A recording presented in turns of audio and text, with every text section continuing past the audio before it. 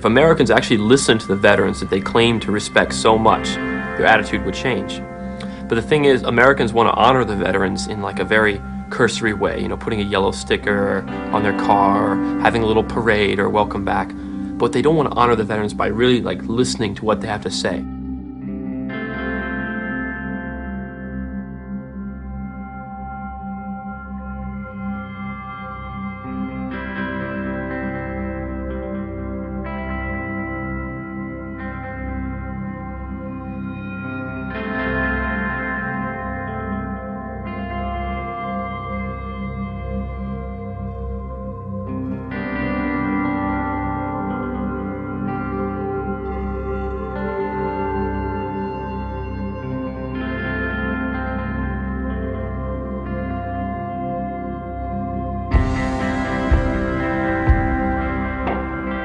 Have you ever read about the reasons they attacked us? We were not attacked because of our actions. They attack us because we've been over there. They want to kill us because of who we are and what we stand for. We're there, occupying their land, and if we think that we can do that and not have retaliation, we're kidding ourselves.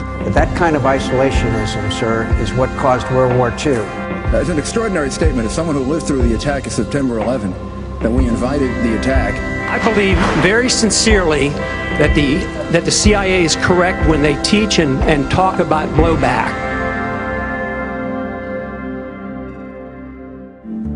Blowback does not mean simply the unintended consequences of foreign operations. It means the unintended consequences of foreign operations that were deliberately kept secret from the American public, so that when the retaliation comes, the American public is not able to put it in context, to put cause and effect together, that they come up with questions like, why do they hate us? There is a direct connection between events that happened more than 50 years ago and the war in Iraq today. In 1953, the Prime Minister of Iran, Mohammad Mossadegh, became extremely irritated. The British were ripping off his country's national resources. He wanted a greater share in it.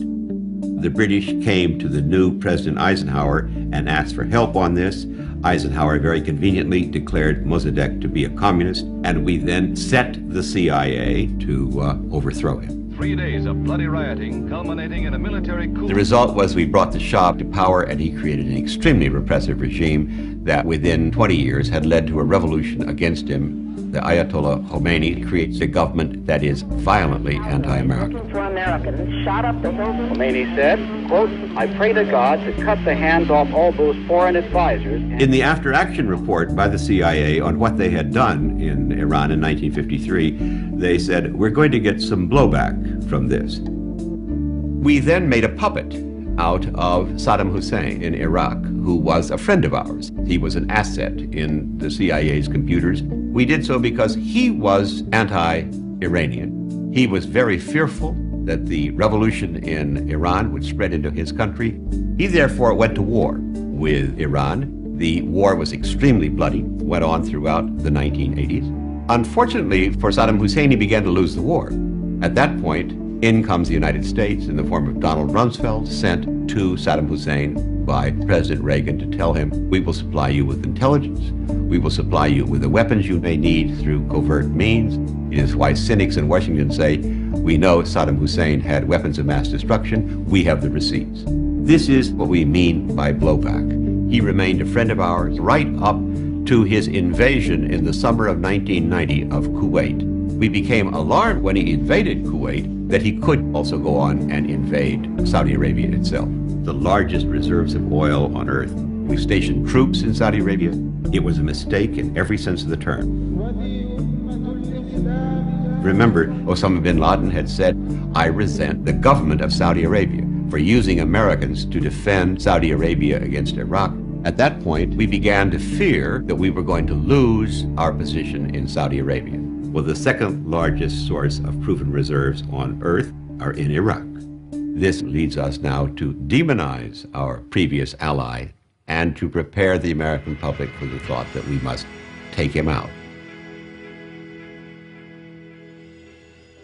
In the years preceding 9/11, Osama bin Laden was a young freedom fighter who promised American officials he'd help them to oust the Soviets from Afghanistan. It wasn't long before the agency was secretly arming every Mujahideen volunteer in sight.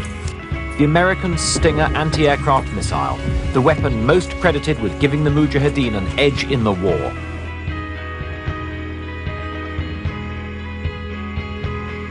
Following the defeat of the Soviets and the fall of the Berlin Wall, capitalism was triumphant and communism was gone.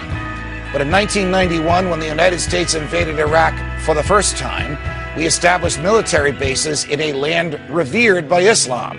Every suicide terrorist campaign since 1980 has had as its central objective to compel a democratic state to withdraw combat forces from territory that the terrorists prize. This war is not against Americans because we're Americans. It's against it's motivated by the activities of our government and its allies in the Muslim world. Furious at the American government for desecrating their lands, bin Laden and his maniacal associates began plans that would lead to the clash of civilizations that culminated in the tragic events of 9/11. They don't come here to attack us because we're rich and we're free. They come and they attack us because we're over there. Mossadegh was freely elected, okay? He served almost 2 years. We went in there and caused the demonstrations that led to his overthrow. Now the Iranians remember that, you know? They remember that. Yes, there was blowback. The reaction to that was the taking of our hostages. Most of the American people are totally unaware of what really goes on with our foreign policy and of the way we're irritating people. We're creating a lot of enemies around the world. Maximum covert operations to block and disrupt the Iranian program, including taking out their scientists, including breaking up their systems, all of it covertly, all of it deniable. Iran is a country that has been at war with us since 1979. The senator is wrong on his history. We started it in 1953. The blowback came in 1979. It's been going on and on because we just plain don't mind our own business. That's our problem.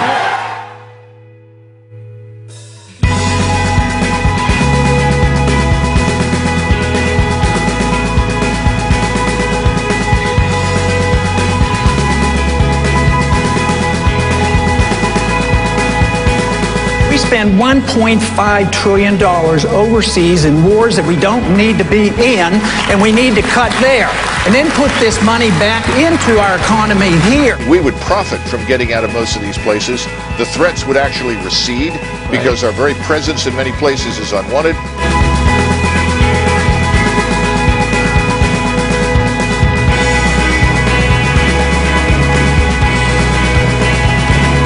Many of the nations that we've been protecting would have to invest the money to protect themselves. I'm not a leftist, I'm a very conservative person, but I really do think we need to look at our actions. Actions promote reactions. One of the really appealing things about Ron Paul is that he understands the importance of history. He understands the importance of seeing where you're coming from. If we understood the way the world feels about us, I think we would change. We're a very compassionate people.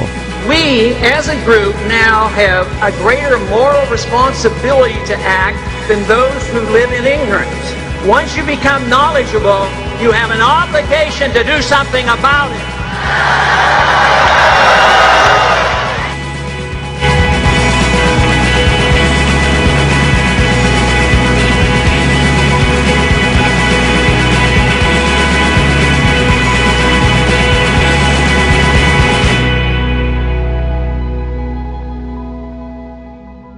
If Americans actually listened to the veterans that they claim to respect so much, their attitude would change.